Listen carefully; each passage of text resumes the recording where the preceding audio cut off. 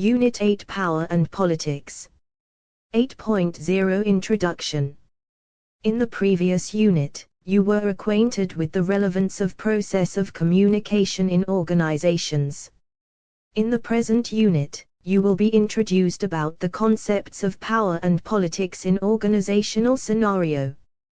With the help of this unit, you will come to know about the different types of power tactics, organizational politics and impression management techniques. At the end of this unit, you will be explained about the ethical concerns with reference to power and politics in organizations. 8.2 Meaning and definition of power. Traditionally, power has been defined as control over others. Karkolin et al. Talked about power in terms of the force that instills a behavioral change in someone. These definitions point towards an element of coercion as many early theorists understood it, but according to French and Raven, coercion is one of the several bases of power. Several units and subunits, the employees, the employers, the users, and general citizens, comprise an organization. Each has its own competing interests, demands, goals and values. These competing processes play a role from the formation of objectives to the implementation of projects or policies. On top of the competition and conflict, most often, resources are limited. Hence, an organization can be seen from the lens of politics. From the political lens, limited resources are allocated on the basis of power. Astley and Sackdover define power as the capacity of social actors to achieve desired objectives or results. The social actors in this context are organizational members. Power is one of the dominant motivators, besides achievement and affiliation, according to McClelland's theory of needs. We may strive for power as it allows us to get what we desire. Kaplan talked of power from a dimensional point of view. Firstly, the degree to which A influences B's behavior is the weight of the power. The quantity of B that is affected by A is the domain of power. Thirdly, the range of behaviors that can be affected is the scope of power. 8.2.1 Concept of power. According to the power-based theory, power can be categorized into two types: leadership power, lead POW, and subunit power, sub POW. Leadership power refers to one's technical and conceptual abilities and political skills. People who possess leadership power can deliver their knowledge, information, and expertise to others. They also hold the responsibility of helping accomplish their subunits' goals. This requires political skill as they take charge of collaborating with outside groups and agencies that allocate resources needed for the subunit goals. Subunit power entails the factors important to the proper running and functioning of the organization. These are as follows. I. Coping with uncertainty. A subunit that is able to overcome or deal with uncertainties about future events, while maintaining optimum performance, will be able to increase its power. 2. Unsubstitutability. A subunit that is substitutable means that the organization can easily find an alternative subunit that can perform what the current subunit does. Hence, being unsubstitutable would increase the power of a subunit. 3. Controlling resources. Being able to control the flow and allocation of resources is another source of power. 4. Network centrality. Organizations have multiple networks with the workflow that is interconnected. The more a subunit is central in the networks, the more power it would have. A subunit's power domain could be the number of other subunits influenced by the subunit. The range of power would be the extent of decisions influenced by the subunit.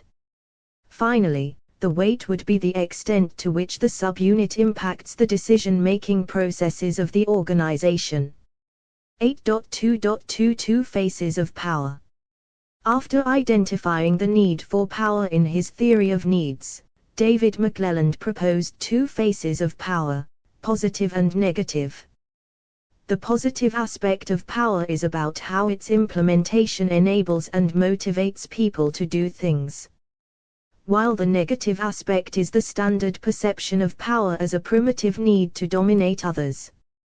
Roberts distinguishes positive and negative faces of power as collective and competitive powers respectively. The positive face of power would encourage people to achieve personal or organizational goals through initiation, influence, and leadership. Everybody loves to be a part of a team whose manager executes power and allocates work in a positive mood. The positive face is more prevalent in organizations where problem-solving and consensus-seeking were more used as tactics for cooperation. This face prioritizes group or team goals and their strength. Hence, the positive face of power is termed as social power by McClelland. On the other hand, the negative face of power is recognized as personal power. This face prioritizes personal gains over others and is rather T-oriented.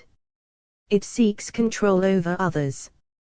One example of the negative face is sexual harassment, where the perpetrator seeks dominance over the victim or survivor to feel powerful. This face has negative consequences such as a toxic work environment and lack of motivation. 8.3.5 Power and influence. Influence is basically power in action. We learn to influence others right since we are babies. We cry when we are hungry and realize that crying gains the attention of our caretaker. As we grow up, these techniques become more sophisticated. We may smile and act nicely to the flight staff in hopes that they would allot us better seating. We may threaten a restaurant staff and ask for the manager in hopes that they would apologize or compensate for bad service, or one that we perceived poorly. Unlike authority, power may not come from group consensus. One might hold power as they come across as intimidating to other people and hence others try to avoid arguments with them.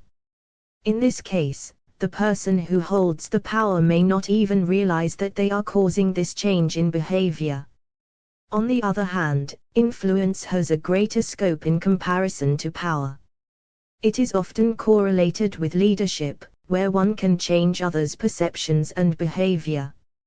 Also, influence is more related to freedom of choice than power is, and hence changes in behavior are more voluntary. The responder may resist, comply, or commit in response to the efforts of influence. If the responder rejects the request or influence strategy outright or passively, it is called resistance. In case the responder does not want to honor a request but does so, they are resorting to compliance. Finally, the responder can show commitment when they want to support the request and do so actively. In simple terms, influence is more likely to gain commitment while power is more likely to gain compliance. 8.4 Bases of Power. James French and Bertram Raven proposed 5 types of power: referent power, expert power, legitimate power, reward power, and coercive power. Raven added a 6th basis of power to the model, informational power. 8.4.1 Coercive power. Coercive power is based on fear and punishment. The target is influenced because they want to avoid negative consequences they would face as a result of not complying with the influence agent or making them angry. Coercive power is most notorious and often associated with the traditional definition of power. In an organization, many supervisors and managers have the authority and power to control important decisions for their subordinates, for example, reducing their salary, obstructing promotion, or even firing them. From an operant learning perspective, because of this power of delivering punishment or negative reinforcement, the target would engage in behaviors and actions desirable to the agent. 8.4.2 Reward power. Reward power is exactly the opposite of coercive power. It is based on controlling resources and delivering rewards. This would only work if the target values these potential rewards and resources. Only if that condition is fulfilled, the agent has the power to influence the target's behavior in the desired direction. In an organization, these rewards could mean promotions, pay raise, approval of leaves, or friendly behavior from colleagues or bosses. From the last example, it is clear that one does not have to be in a position of official authority to exert power as long as the target cherishes the rewards that they can provide. These could be their friendliness, appreciation and acceptance in a social group. 8.4.3 Legitimate power. This is the formal form of power that comes with one's position of authority, i.e. their legitimate right to exercise power. It is dependent upon their official title and place in the hierarchy. People who possess legitimate power can exercise both reward and coercive powers. Reward and coercive powers are associated with an individual. On the other hand, legitimate power is outside of the individual and connected to the position. It is the position that holds the respect and legitimacy, for example, a school principal, the director of an institute, or the chief minister of a state. 8.4.4 Referent power. One can use their status as a respected and well-liked individual or unit to attain cooperation or compliance. Hence, referent power is generally gained over time as one accumulates more and more authority and trust. This type of power works as the followers identifies with, admire, or respect the leader. A sense of personal satisfaction is gained in the mere process of identification with the leader. Building a relationship with the leader becomes a strong motivator for the follower to work hard. Celebrities are a general example of referent power as many people relate and idealize their behaviors. Many businesses hire those social media influencers to advertise their products who have a stable and dedicated following. These celebrities and influencers may not be experts in the areas of products they are promoting. For example, Shah Rukh Khan might not know the chemical composition of the soap that he promotes, but people are likely to buy those products because of the trust that they have on the endorser. Such leaders need to possess a level of charm besides trustworthiness. Charisma without integrity and trustworthiness would not lead to referent power.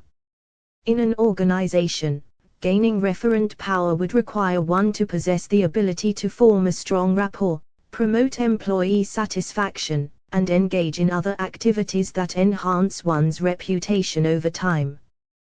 They are able to motivate their staff or colleagues to be comfortable and excited about the work. On the negative side, the sole use of referent power might not work in motivating one to do what the leader desires if the former assumes that the leader does not have their best interest at heart. The benefits of this type of power may decline or become a liability if an insecure leader ends up being overly defensive and making unreliable decisions. 8.4.5 Expert power.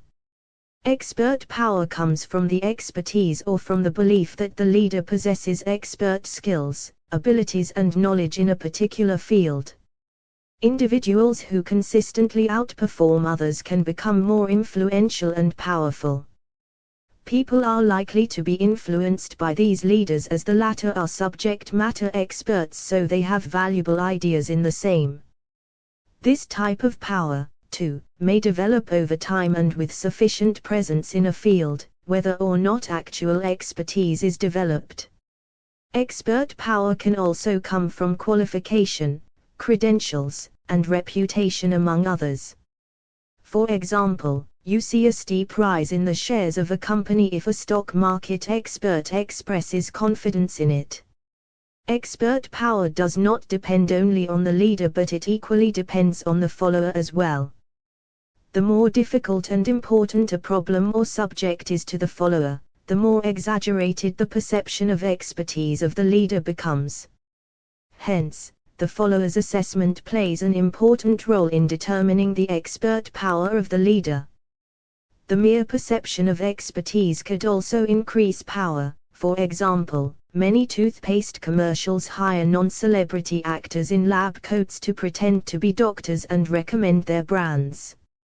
Expert power can be highly selective, as one could possess power in their technical field but not outside of it. For example, a computer engineer in a company could hold power in an office when it comes to computer-related issues but not when it comes to interpersonal or management issues. 8.46 Informational power. Informational power is based on logic and information that could be used to influence the other's behavior. Information can often be more effective if it is overheard than if it is presented directly. Perhaps, this could be because overheard conversations could be considered more authentic as they are not perceived as targeted. Indirect communication especially helps in cases where the target is superior in authority to the influencer. For example, a nurse might avoid saying, "Doctor, this medication would be better for this patient because he has a heart condition." Instead, they would say, "Doctor, this medication helped the other patient with a similar problem." Direct communication, in this case, may damage interpersonal relationships because it could hurt the doctor's ego. 8.5 Dependency. Dependency is often the key to power. The more that target is dependent on the agent or the relationship with the agent, the more power the agent has over the target. This dependency could be because the target cannot get out of the relationship, seems to lack any alternatives, or lacks comparable alternatives.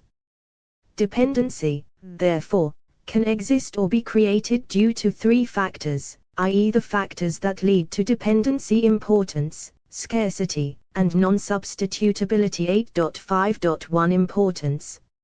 If the resource one is offering is not in demand, there would be no dependency on it. The resource could be important because it is necessary for survival or because it is trendy and has a social value attached. Hence, there has to be at least a perception of importance attached to the agent's services for targets to depend on them. For example, at a social media company like Facebook, software developers and coders might get much more value than at an automobile company like Maruti Suzuki. 8.5.2 Scarcity. To create dependency, there must also be a perceived scarcity of the service or resource one is offering. Doctors in rural areas often hold more respect and value than those in cities because medical knowledge and practice are much scarce in the former. In general, individuals who choose occupations that are high in demand but less occupied, gain dependency on others. People in highly specialized fields can get jobs fairly easily, can negotiate for higher pay, and have more control over their schedule and role. 8.5.3 Non-substitutability. Non-substitutability or unsubstitutability is how difficult it is for organizations or customers to find an alternative for the services or resources one offers. For example, a daycare worker who was selected on the basis of a postgraduate degree can upgrade her skills by doing courses in developmental psychology and hence becoming more valued in the field. She would be in demand at workplaces and positions with higher pay and hence becomes indispensable to her daycare unless she decides to leave herself. 8.6 Power tactics. Distinct ways have been identified that individuals use to translate the bases of power into actions to exert power, and these ways are termed as tactics. The responder may resist, comply, or commit in response to the efforts of influence. If the responder rejects the request or influence strategy outright or passively, it is called resistance. In case the responder does not want to honor a request but does so, they are resorting to compliance. Finally, the responder can show commitment when they want to support the request and do so actively. Specifically, there are 9 tactics used to influence co-workers, supervisors, juniors, or others. 8.6.1 Reasoned or rational persuasion. This strategy involves using rational arguments, logic, or factual evidence to influence the other person's decision in your favor. Interestingly, logic does not have to be flawless to work, in contrast with no reasoning at all, as demonstrated in a 1978 experiment by psychologist Ellen Langer and her team. In their copy machine study, they found out that when a researcher requested to cut in line in front of people queued up in front of a photocopy machine, 63% of the people complied with a simple, "May I go to the head of the line?" But when reasoning was added to the request by asking, "May I go to the head of the line because I have copies to make?" a whopping 90% of the respondents complied with their request. So, 90% did not reject them with a sarcastic, "Oh, I thought this was a line to buy carnival tickets." 8.6.2 Inspirational appeals. In this strategy, the persuader appeals to emotions or arouses enthusiasm in another to develop commitment. The target person's goals, motivations, and values have to be kept in mind to achieve one's own goals. Many politicians and CEOs use this technique to persuade their followers and employees, respectively. For example, when John F. Kennedy famously said, "Ask not what your country can do for you, ask what you can do for your country," he appealed to people's patriotism rather than his own credibility. The more personal, energetic and authentic the appeal seems, the greater is the influence. 8.6.3 Consultation tactics. This technique works by including the target in the decision-making process by asking them for suggestions. It works well in environments where democratic decision-making is valued, as it gives a sense of control even if the participation is inconsequential to the actual result. 8.6.4 Ingratiation or friendliness. In this technique, the influencing agent uses forms of flattery, appreciation, or cordial behavior before making a request. The persuader tries to get the target into a good mood before they can put forward a proposal so that the outcome could be more favorable. Research suggests that job applications with cover letters explaining why the applicant wants to work for the organization are more successful than applications with resumes alone. 8.6.5 Personal appeal. This tactic utilizes friendship or relationship as means to achieve compliance. People are more likely to accept requests from those they know and like. Mere contact might be able to increase the chances of persuasion of a person than no contact at all. Many doctoral candidates suggest that applicants should meet potential supervisors informally in person to increase their chances of getting accepted into a doctoral program. 8.6.6 Exchange tactics. This tactic uses the give-and-take mentality for favors. In this, the persuader tries to influence their targets in hopes of reciprocity. Here, there is an implication that the influencing agent would return the favor in the future or is requesting to return an already fulfilled favor. 8.6.7 Coalition tactics. This is a technique in which one forms a team to get support in carrying out the persuasion. For example, many cab and auto rickshaw drivers have unions in order to protect their rights and themselves from exploitation. When deemed necessary, they may go on collective strikes to persuade the authority to meet their demands. Many companies formulate teams of people skilled at negotiation to pitch their products and solutions to their clients. 8.6.8 Pressure tactics. This tactic uses direct demands, warnings, and even threats to persuade targets into compliance. The idea is to make the responder believe that not complying with the agent would bring about negative and undesirable consequences for the former. Hence, they would comply in order to avoid such outcomes. 8.6.9 Legitimating tactics or upward appeals. In this, the persuader implies that the request is an expectation from higher authorities to achieve compliance. The appeal is the power allotted to the influencing agent that enables them to influence individuals to comply with laws, rules, and regulations. Think back to the example of how actors dressed up as doctors would be used by toothpaste companies to legitimize the appeal of their products. 8.7 Power and sexual harassment. Power works because it is unequally distributed.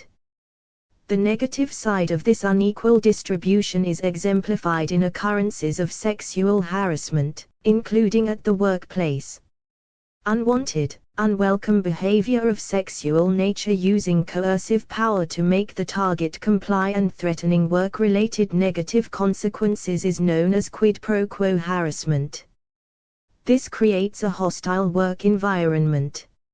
Additionally, activities just as leering, making uncomfortable sexual jokes, and other inappropriate behaviors are also unprofessional and negative uses of power. The issue of sexual harassment was started to be taken seriously by organizations only recently when in 1991, law professor Anita Hill accused Supreme Court nominee Clarence Thomas of sexually harassing her. Sexual harassment has been found to be more prevalent in workplaces that are male-dominated. While some progress has been made in organizations regarding explicit forms of sexual harassment, such as unwanted touching, consistently asking for dates when a woman has told that she is not interested, and threatening dismissal from the job as a response to the resistance to sexual advances. The challenges being faced now are more subtle or covert forms of sexual harassment, as it gets difficult to distinguish between friendly behavior and harassment. There is an agreement that power is central to sexual harassment. Unequal power distribution is likely to enable the powerful person that they can get away with sexual harassment. Many higher-ups sometimes imply the belief that making sexual demands from female subordinates is one of their rights, as being able to make demands of other subordinates. Since the high-status individuals make or influence important decisions, such as salary hikes, giving layoffs, performance reviews, they hold more power as they control resources important to their subordinates. On top of that, there is a halo effect surrounding successful people that they cannot do anything wrong, because of which victims are often accused of trying to defame them out of jealousy, as was in the Hill-Thomas case. Further, for many victims, it takes time to feel brave or secure enough to speak up against their harassment, because of which others would show disbelief. Further, co-workers can use their influence to sexually harass their colleagues.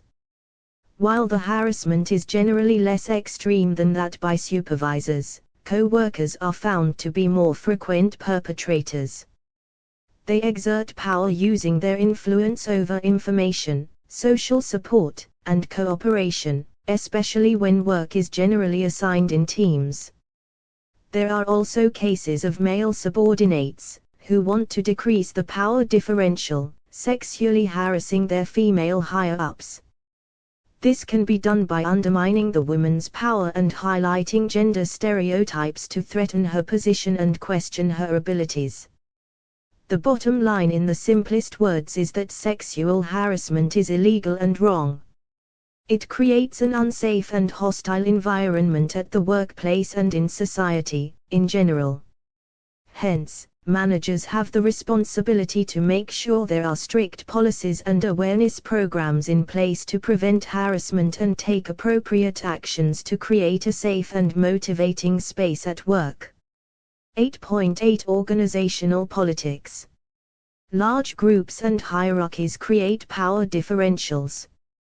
Different people would use different tactics to exert power. Actively engaging in power activities at work is organizational politics.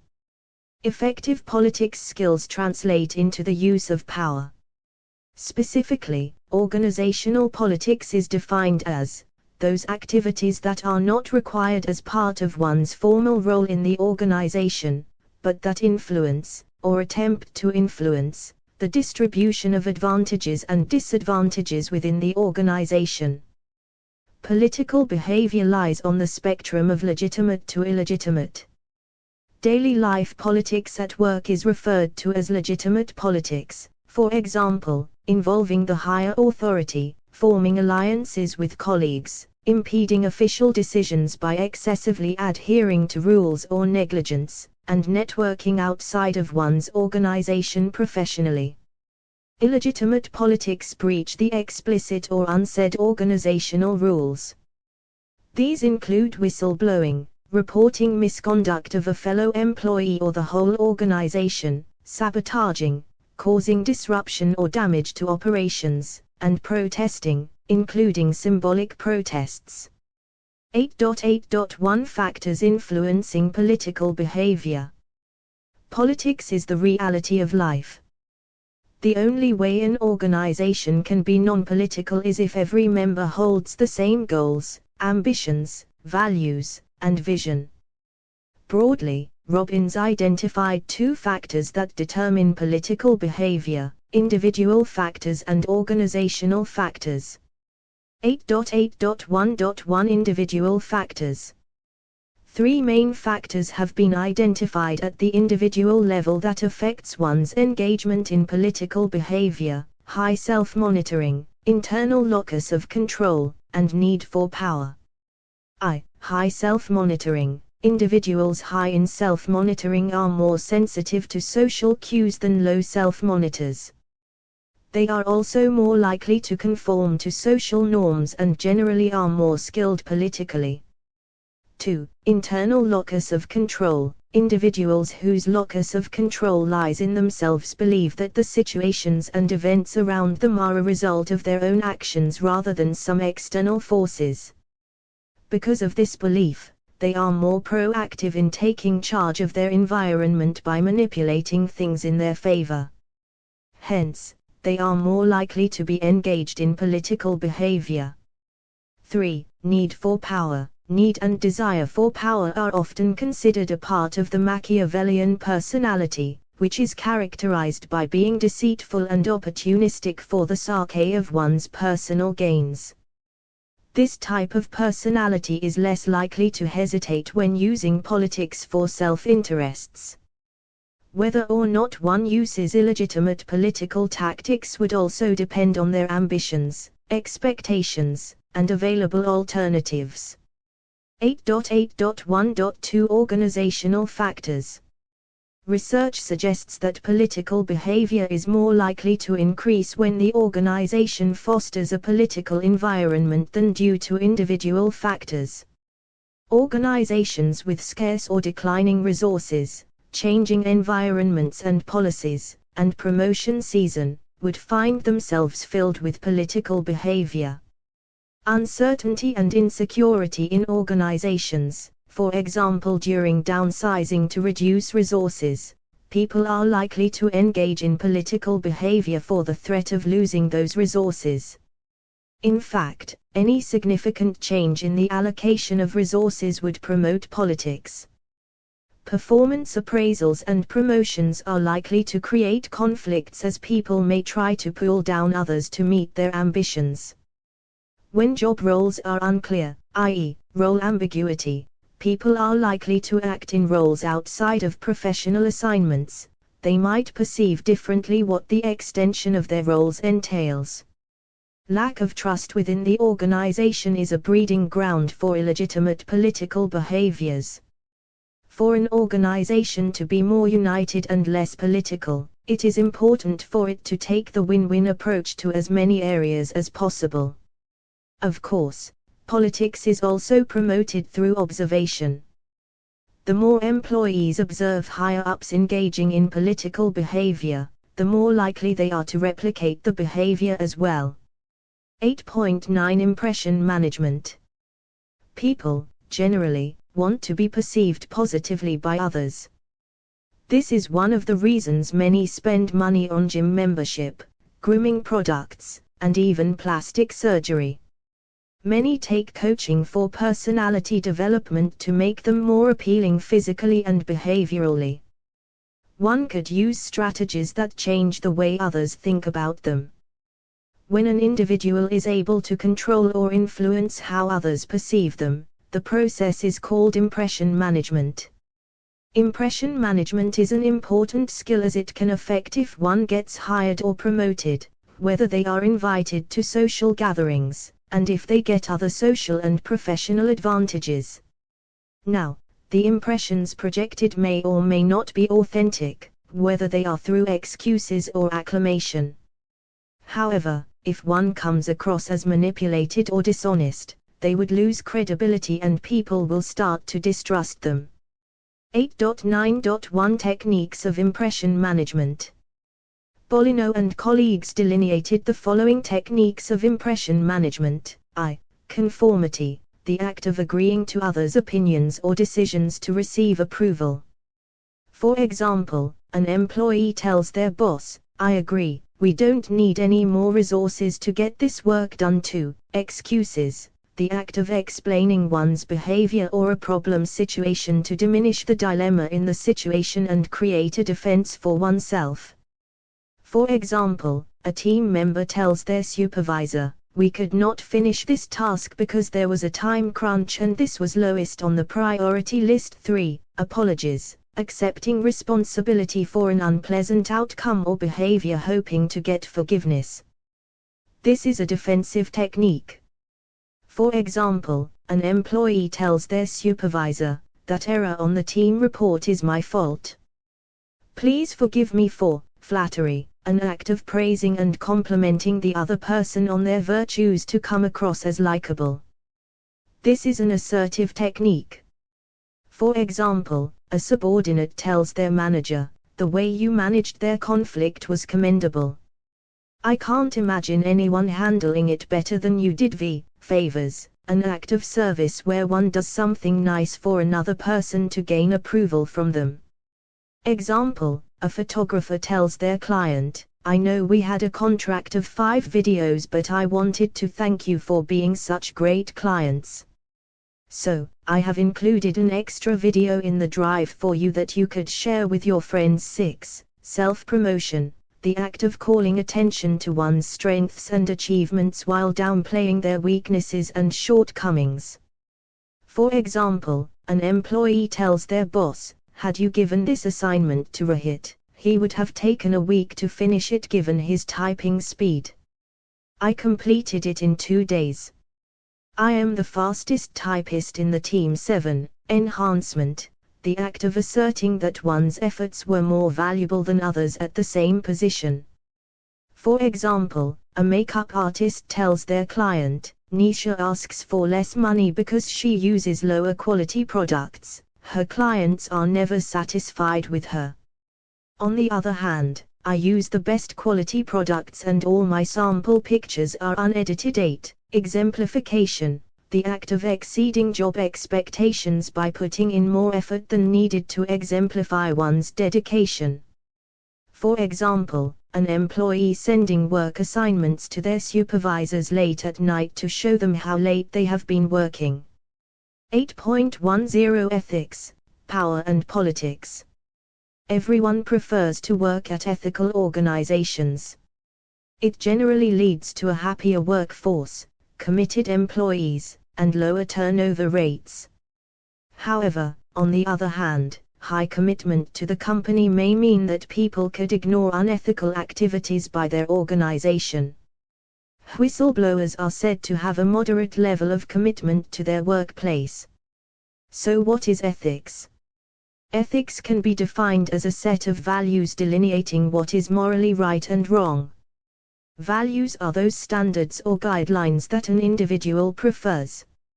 Hence, ethics can be vague and heavily varied across different individuals, groups, cultures, and organizations. There is a fine line distinguishing unethical from illegal. In an infamous reality TV show episode about alcoholism, the camera crew filmed a drunken woman get into her car and drive it. While this was viewed unethical as no one intervened to stop her from potentially harming herself or others, legally the camera crew was not culpable. 8.10.1 Levels of Ethics. 4 main levels of ethics are defined within the organization: societal issues, internal policy issues, stakeholder issues, and personal issues. Societal issues. The first level is societal issues, which is related to the top level and deeper level concerns around the world, such as environmental concerns, child rights, poverty, etc. Many companies give an option to donate a small amount to charities during purchase. There are some shoe companies that hold the belief that everyone should own shoes. So at the purchase of one pair of shoes, they donate a pair to someone in need. Few other companies have a plan of planting a tree every time someone buys their product. Creating a stand on societal issues is important because the ethics that organization creates reflects their values and the values of the individuals working for them and those working with them, such as clients. Stakeholders issues. The second ethical level is stakeholders issues. Anyone affected by the organization's actions is known as the stakeholder. At this level, the ethics are related to all the clients, customers, employees, etc. connected with the organization. This could be in the form of closing the wage gap between male and female employees and transparency about side effects or dangers of their product. Customers can also be annoyed with company decisions. For example, McDonald's was sued for encouraging children to eat junk food by giving out free toys in their Happy Meals combos. Internal policy issues. The third ethical level is the internal policy issues. This deals with the relationship between the employees and the organization. This level includes fair pay to employees and management fairness. Fair treatment would translate into employee satisfaction and retention. Hence, treating their employees well is also in the best interest of the organization. Personal issues. The final ethical level is the personal issues. This relates to how we treat others at the workplace, just as how we treat people in our personal lives. The issues of gossiping about others or taking credit for others' work are parts of this level. Hence, behaving right with the human relations that we have might also help us in gaining respect and credibility. A negative impact on human relations would also affect us professionally. When the organization's ethical standards do not meet an individual's standards. If one believes in gender equality but their organization does not promote women into leadership positions, this would create a gap in ethics. Or say, an organization has a strict dress code, but the individual wears a religious headdress. Hence, it is important to research a company to make sure its value matches your personal values before joining. It is also important for organizations to be inclusive, transparent, and ethical. 8.11 Let us sum up. In the present unit, you were introduced about the concepts of power and politics in organizational sectors. The unit discussed about the different types of power tactics, organizational politics and impression management techniques. At the end of this unit, you were explained about the ethical concerns with reference to power and politics in organizations.